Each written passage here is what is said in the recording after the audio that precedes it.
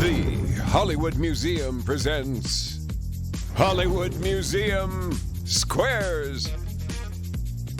The Hollywood Museum, Hollywood's official museum, features the world's largest collection of Tinseltown memorabilia and showbiz treasures. From Marilyn Monroe's $1 Million Dress and Hannibal Lecter's cell, complete with original props from Silence of the Lambs, to the Beverly Hillbillies' famous Model T. It's all right here. Visit the Hollywood Museum where Tinseltown magic comes alive. And now, our special presentation of the Hollywood Museum Squares. From the center square, Lonnie Anderson. From E.T., Dee Wallace. From Spaceballs, Elaine Ballace. From Growing Pains, Jeremy Miller. From his own talk show, Will Schreiner. From Finders Keepers, Wesley Eure. From One Day at a Time, Glenn Scarpelli. From Bewitched, Erin Murphy. And I'm your announcer, Harvey. And we are the Hollywood Museum Squares. And now, here's your host, Marc Summers.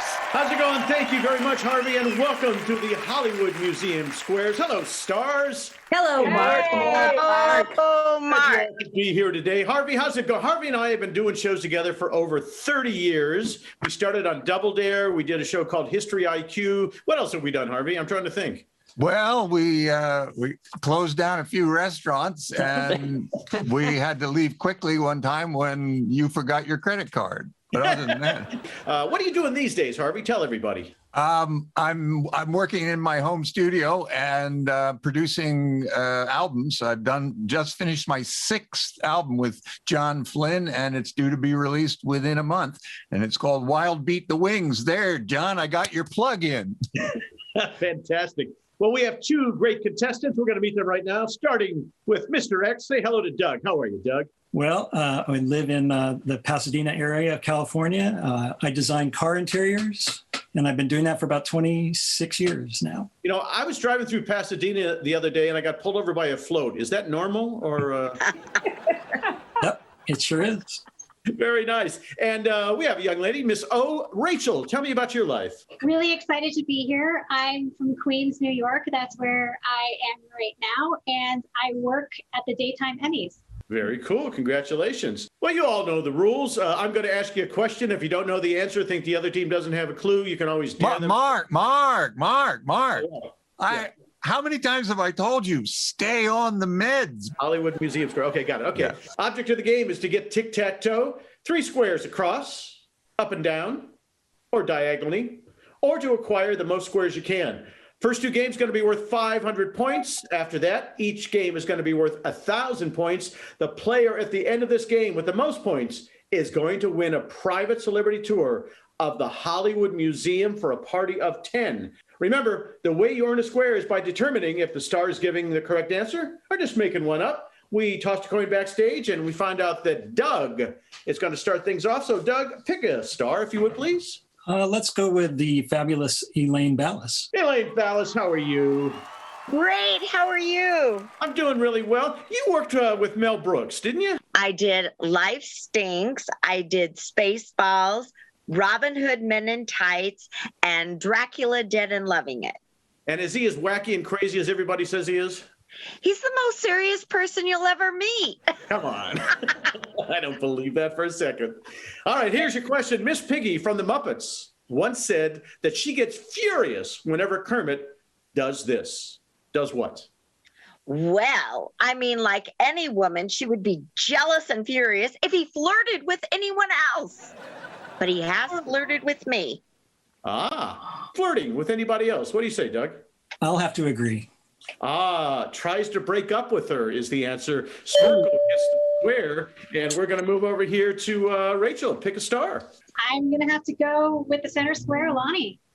The lovely Loni Anderson. Loni, you've, WKRP, of course, but your track record in this industry is unbelievable. And the thing that stands out in my mind is when you did the Jane Mansfield story. Tell me a little bit about that. Thank you. Oh, well, it was so wonderful because playing someone who'd actually lived, then you have to do all that research.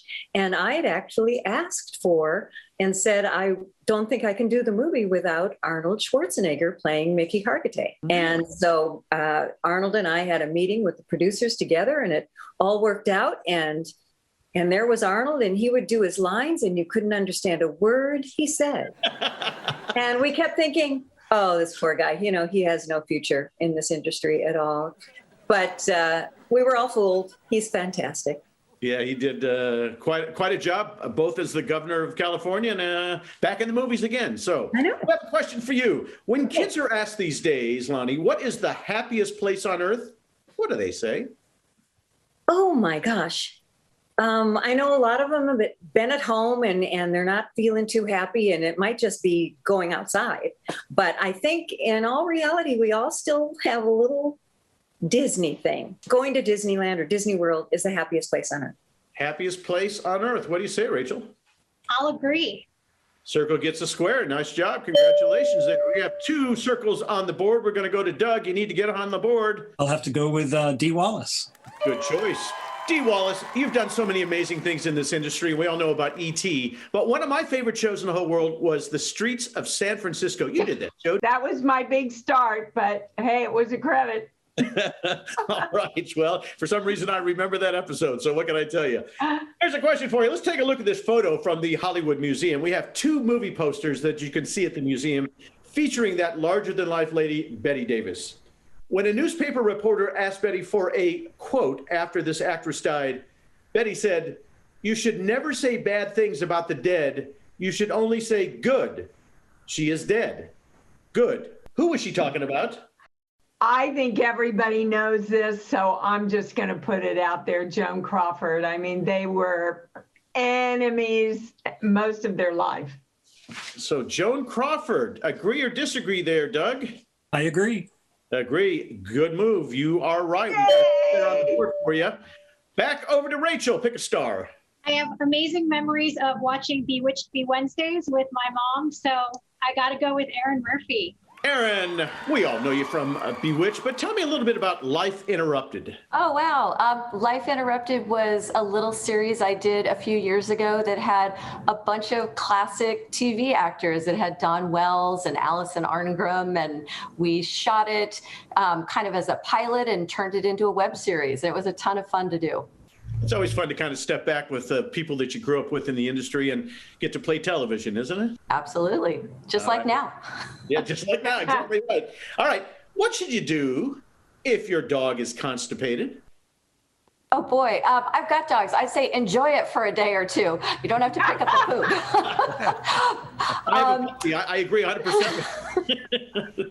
But what should you do if your dog is constipated there? I'm Erin? pretty sure if your dog is constipated, the first thing you do is try to get your dog to drink more water. Drink more water. What do you say, Rachel? I will disagree. Ooh, no, that is the answer. Drink more water. X gets the square. We're going to move back over to Doug. Pick a star. Well, I'm going to have to go with the amazing Jeremy Miller. The amazing Jeremy Miller for the win. Jeremy, now, many moons ago, when you were a child, you were on an episode of Double Dare. How old were you? Do you remember that? I do remember that very well. For any kid back then, it was a real treat to get to come on the show. And I believe I was about 10 or 11. No, I was 11 or 12 years old. And Candace Cameron was the other young celebrity that was on the show with me that time. So, oh man, we had a ball with you guys. It was great having you on that show. Well, we're going for the win right here. Was there ever a clown in the White House?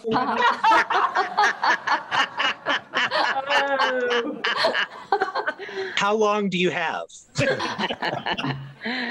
I'm going to have to say yes. Yes. What do you say there, Doug? I'll agree. Emmett Kelly Jr. performed there in the 70s. X gets a square and a win, 500 points. Good job there. Congratulations, Doug. You win our first game, 500 points for you. When we come back, Rachel's going to see if she can tie things up. Back with more Hollywood Museum Squares right after this.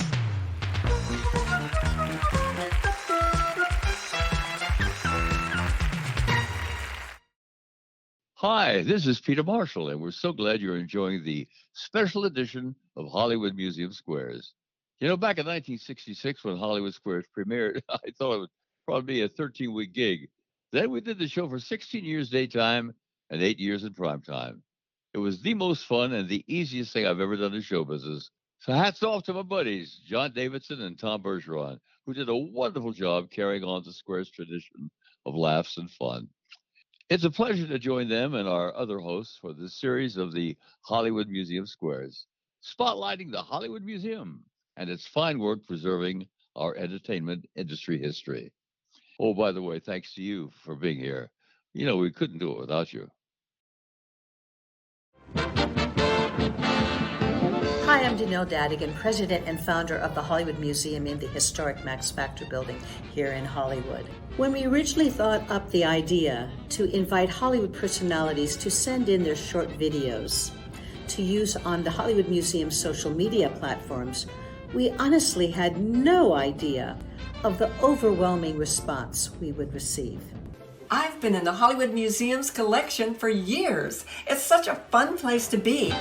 One of my favorite exhibits from television is the chair that Edith Ann, Lily Tomlin, as Edith Ann sat in on Laughing. It's so huge. Jane, by the way, sends her love. Thank you for thinking of us as trailblazers rather than as museum pieces. Visit the Hollywood Museum. Hope to see you there soon. I truly love the Hollywood Museum. And check out the Hollywood Museum and all of its wonderful exhibits. So I hope to see you there as soon as possible. We hope that you get a chance to come out and visit. I guarantee you're going to have a wonderful time. I hope everyone will take a moment to check out these wonderful videos and send us a comment.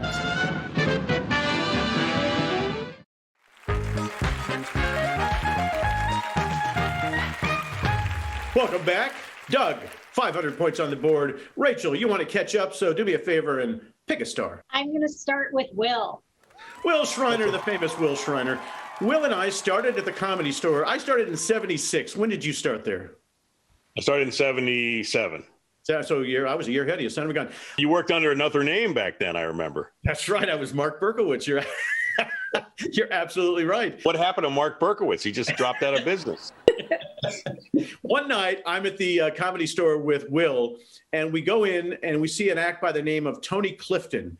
And Will was the one who told me that Tony Clifton was really Andy Kaufman. And I fought with him and told him there's no way that's the possibility. And sure enough, he was and I went to college with Andy Kaufman, so I knew everything about him. I knew Andy because he lived on the same floor as my brother on La Cienega. Interesting guy. All right, here's your question. Let's go back to the Hollywood Museum and take a look at this exhibit featuring the wonderfully funny Carol Burnett and some of the costumes from her legendary variety show. Now, she's seen here tugging on her ear, which she did at the end of every show to say hello to somebody in particular. Who was that? It was her titanitis doctor, I think. Say that word again for me? If I have to explain, it's a titanitis doctor. It's an ear when you have ringing in your ears. No, everybody knows. She tells that story all the time. It's her grandmother. Her grandmother. What do you say, Rachel? Agree. Agree. You're right. It is her grandmother. Circle gets the square. Doug, where are we going? Be a lesson to everybody. When you come to me, you get the right answer. Well, let's go to Glenn Scarpelli.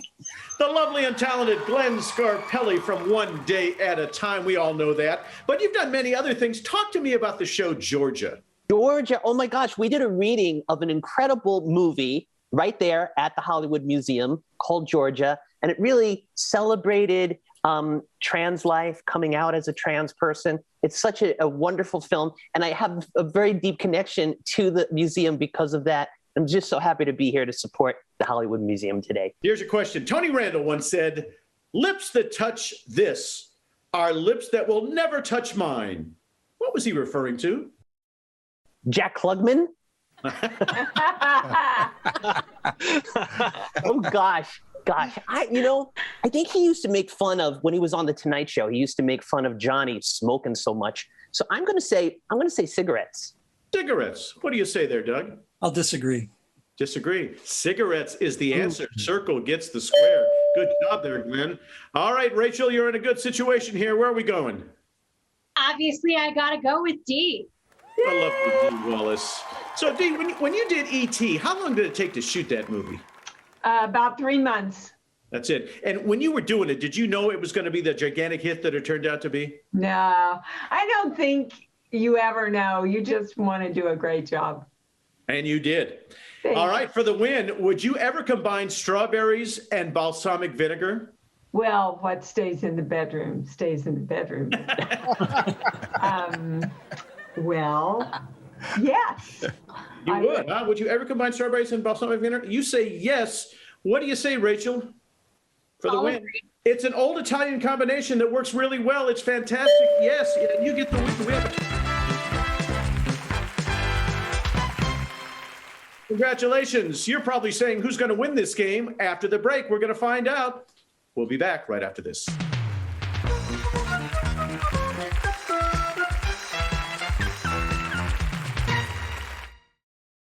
Visit the Hollywood Museum in the historic Max Factor building in the heart of Hollywood. It's the place where Lucy became a redhead and Marilyn became a blonde. The Art Deco grandeur of the great rooms greet you as you enter the museum.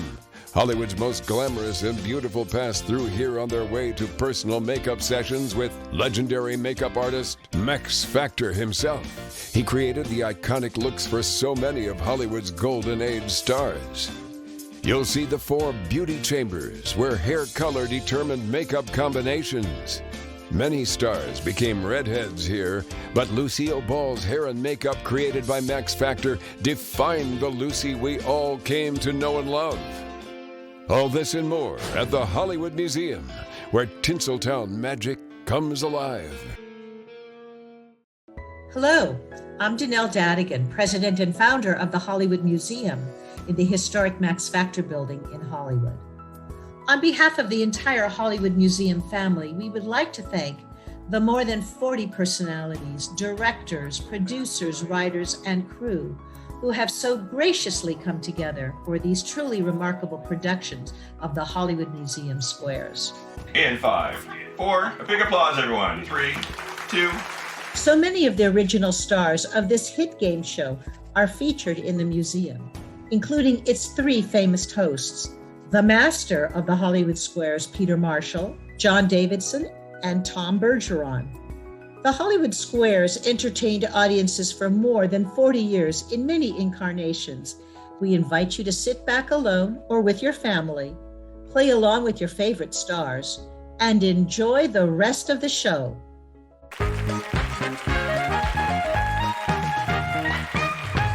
Welcome back to the Hollywood Museum Squares. This game is worth 1,000 points. And by the way, in case we don't get a chance to complete our last game, you're going to hear this sound. And we'll finish that question, and each X and O on the board will be worth 200 points. Doug, pick a star. Let's go with the wonderful Wesley Eure. The lovely and talented Wesley Eure, world traveler. You were the second game show for Nickelodeon called Finders Keepers. Tell me about that experience. Oh my God, and Harvey was our announcer for me too. So it's so good to see Harvey again. I missed him. But all I kept running around on this set was go, find it. And the kids won the right to go to a room and destroy the room looking for a hidden object. Every parent in America hated me because their kids were playing the game at home. They would hide something in their bedroom or their living room, and then they would destroy the living room. And parents were like protesting, please don't do this. So Wesley, true or false, in Poland, Winnie the Pooh is banned from all playgrounds and children's areas. Well, yes. Have you ever seen him with the little red crop top? And I mean, he's kind of, there's nothing below. No. I'm telling you. And Poland's got it right. Yeah, they do ban Winnie the Pooh because he's naked. Okay, they say he's naked, so that's why they would ban him. That's what Wesley says. What do you say, Doug? I'm going to have to disagree. No, it's right. He doesn't wear any pants. Serpil, you should have listened. You should have listened. I know my kids' books. All right, Rachel, you're in a good situation here. Where are we going? I got to go with Elaine. Elaine, Okay. Take a photo of our beautiful center square, Loni Anderson, standing next to a poster of someone starring Marilyn Monroe. Now, Loni has actually worn Marilyn's costumes and dresses at that museum. And speaking of costumes, the stars of that movie, Tony Curtis and Jack Lemmon said that they would wear the dresses under one condition. What would that be? That Loni would be with them. They said that they would wear the dresses only if they could look as good in the dresses. So they demanded wonderful clothing. Wonderful clothing. They demanded wonderful clothing. What do you say? I will disagree. Yeah, they insisted on Ori Kelly designed dresses so they would look so glamorous. X gets the square. Loni, when you wore those dresses, did you feel the aura of Marilyn at all? Oh, absolutely. I mean, when I stepped into the first dress and nobody had been in it since she had last worn it, it just gave me goosebumps. It was incredible. That's amazing. That is fantastic. So you had a little bit of Marilyn and you had a little bit of Jane Mansfield in your life. It's the blonde thing. It's a good thing. Lucky me, huh? All right, Doug, pick a star. The luscious Loni Anderson. Ooh. Luscious Loni Anderson. Ooh, thank you. Loni, of all the things you've done, and I mean from KRP to The Love Boat and everything in between, is there one thing that stands out in your mind as the favorite show you've ever done? Oh, gosh. I mean, there have been so many. So I think it's always your first, because WKRP was like your first kiss. You never forget that and stuff. And I remember us all standing backstage holding hands before we went out for the pilot. And Tim Reed said, let's remember this moment because it's never going to be like this ever again, the first. All righty. So Johnny Depp said, Loni, he usually wants this when choosing a role. What does he want? He just wants something that's a character role and he doesn't want to look like himself. All right. What do you say? I'll have to agree with that. That's right. Doesn't want to look like himself. X gets the square. And we're moving over to Rachel now. Rachel, where are we going? Obviously to D for the block. Going to D for the block. Here's a question for you, D. We all know I've dealt with my share of slime on Double Dare, but slime originated on a show called You Can't Do That on Television. So actors would get dumped with slime whenever they said this phrase. Get my agent on the phone. That's always a bad sign when you're doing a show, What was the phrase to get slimed? Well, back then it was a real cliche thing, and it was no way. No way. It was a thing that was going on back then. No way. Yep. What do you say, Rachel? Disagree. Yeah, it's I don't know. So circle gets the square. Good for you, baby. There. We're going to go over to Doug. I'll go with the wonderful Will Shriner. The wonderful Will Shriner. So, Will, you lived down in Florida for some time. You got a boat. You got a plane. We started the Comedy Store at the same time. Did you make that much more money than me? Yes, I did. I did. I was, I was a cheaper Mark Summers for a long time, and then they would say, "Get me Mark Summers and get me a young Mark Summers." That's when I started working. Hey, Will, you know a little bit about game shows. You've hosted a game show in your career. Was there ever a game show for cats? Yes, I do remember that. I was up for that job. It was Who Can Lick Themselves the Best, I think it was called. Who can lick themselves the best, huh? Okay, no. I don't think I've done. I actually did an animal show called That's My Dog, but I don't think there was ever one for cats. So I'll say no. You're gonna say no. What do you say? I'll agree. No, it was called Think Like a Cat. Circle gets the square. And Rachel, where are we going this time? There's only one choice. It's got to be Glenn. Glenn Scarpelli for the win. We have another visual question for you, sir. This time it's the Gilligan's Island exhibit featuring Dawn Wells and Bob Denver. Now, it might be hard to imagine someone else playing Gilligan, but this actor first turned down the role of the bumbling Gilligan. So was it Don Adams, Jerry Van Dyke, or Ken Berry? Gilligan's Island, one of my favorite shows. I absolutely love that show. I play a lot of Trivial Pursuit, and I remember, for some reason, Jerry Van Dyke is kind of popping out to me. So my answer is going to be Jerry Van Dyke. All right, for the win. What do you say, Rachel? Disagree. My mother, the car, he should have taken Gilligan's Island. It was Jerry Van Dyke. X gets the square, and we go to Doug right now. Doug, where are we going? Well, let's go to Harvey. Harvey! Hi, Mark. And Harvey has this great career. Besides producing albums, this man is spectacular with his hands, and that's why he's smiling right now, as a matter of fact. But tell me a little bit about the job that you do when you're not producing albums. Well, for the last 15 years, I've been Harvey the handyman. So I'm doing physical labor and building, fixing, remodeling rooms up to like an entire room.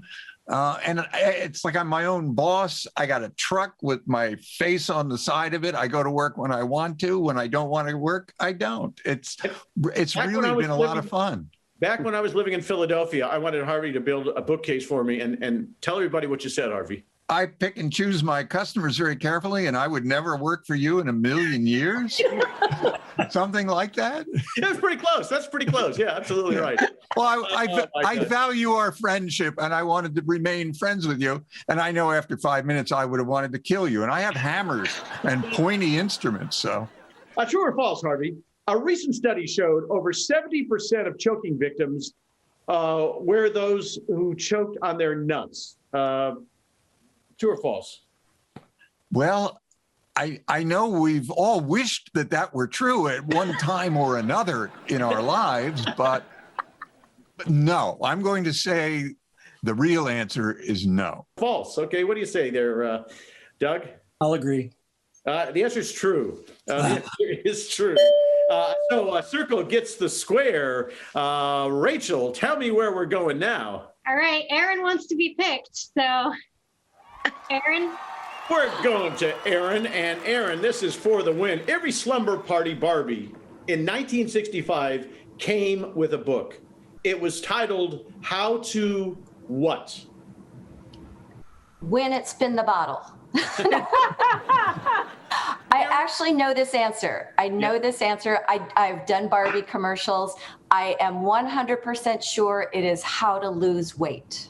Wow, How to Lose Weight. For the win, agree or disagree there? What do you say? Disagree. Disagree. The answer, How to Lose Weight. X gets the square. All right, Doug, pick a square. Jeremy Miller. Of course, Jeremy Miller. For the win, the Facebook like. Oh, that sound means this is the final question in this game. It's worth 1,000 points. The Facebook like button was originally going to be called something else. What was it going to be called? Turn off the computer and go to bed, Mom. Yeah, right. I don't know. Let's say it was the awesome button. The awesome button. For the win, what do you say, Doug? Oh, wow. I'll agree. Agree. Awesome button. You win the game. Excellent. Congratulations. All right, and since everybody's a winner here, Harvey, tell them all about this package at the Hollywood Museum, because you're both going to get this prize package. It's a private, celebrity-hosted tour for 10 of the Hollywood Museum. Yes, you and your friends will have a celebrity-guided tour of the most fabulous collection of Hollywood memorabilia in the world. It's all there. One-of-a-kind props, costumes, scripts, photographs, and posters. Over 10,000 showbiz treasures. And you'll visit the salon where legendary makeup artist Max Factor created the look of Hollywood's golden era greats. The Hollywood Museum, where Tinseltown magic comes alive. Congratulations to you, Doug, and congratulations to you as well, Rachel. We hope you had a great time. I know we enjoyed your participation in our show. Stars, thank you so much for being a part of our show. We really appreciate it. And to the folks at home, thanks for watching. And I encourage you to check out the Hollywood Museum, because they have the best memorabilia from the history of American motion picture and for television. Tune in to other episodes with Tom Bergeron, the fabulous John Davidson. I'm Marc Summers. Take care, everybody. We'll see you soon on the Hollywood Museum Squares. Bye-bye.